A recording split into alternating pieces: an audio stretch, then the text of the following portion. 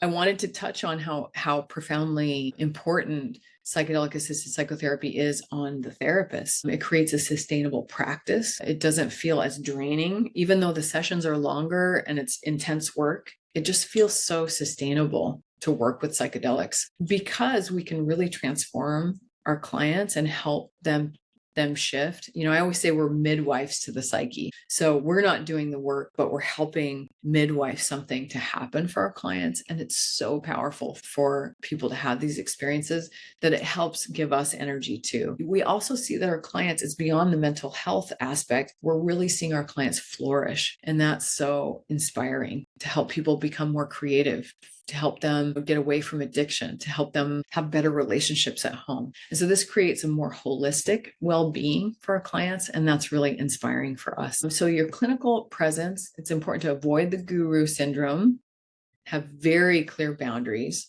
maintain self-energy. So self-energy is calm, confident, connected, curious, compassionate. So maintaining that self-energy.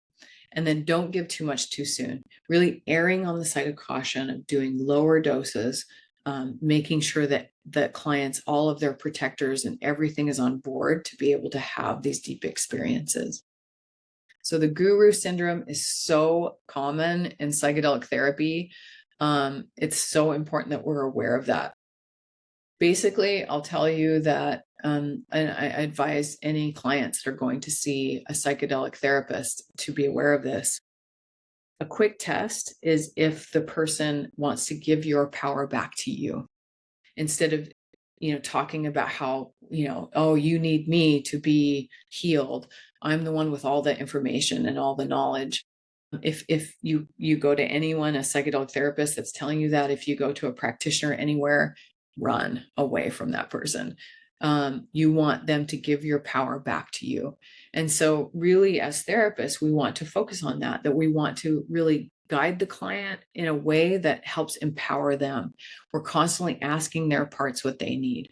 We're meeting them where they are, right? And so and it's easy for clients when they have these profound experiences to project that you are this amazing person that, is going to, is this god or goddess that, is this healer, and really avoiding getting hooked into that, really checking our own parts around that and what happens within our own ecosystem when we want to feel important and more important than we are, right?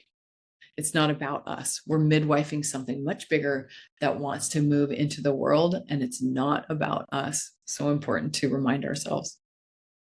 Having clear boundaries, so important, so imperative. Really not over directing. That's so important. Sharing only what serves the client's healing and not our own needs. I love the acronym WAIT. Why am I talking? So really asking yourself before engaging with the client, why am I talking here? What is this? What is this about? If the client's deep in their journey and you're talking to them, you can also say, why am I touching? Really avoiding interrupting clients and deep in their process and asking yourself, why am I, reaching out to hold their hand? What is that about? I tend to not really touch my clients at all or hold their hand unless they engage in that. And there's a whole process around that I go into much more depth in the course. So important to have very clear boundaries, not rescuing or over directing our clients, making sure that you're seeking supervision. We're not doing this alone. We're constantly, getting supervision or working with our colleagues to gain insight into the sessions.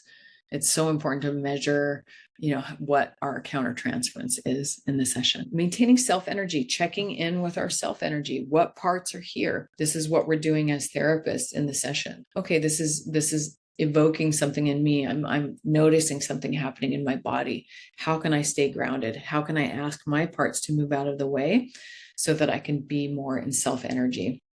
Making sure that you're recharging, debriefing with your colleagues, really imperative.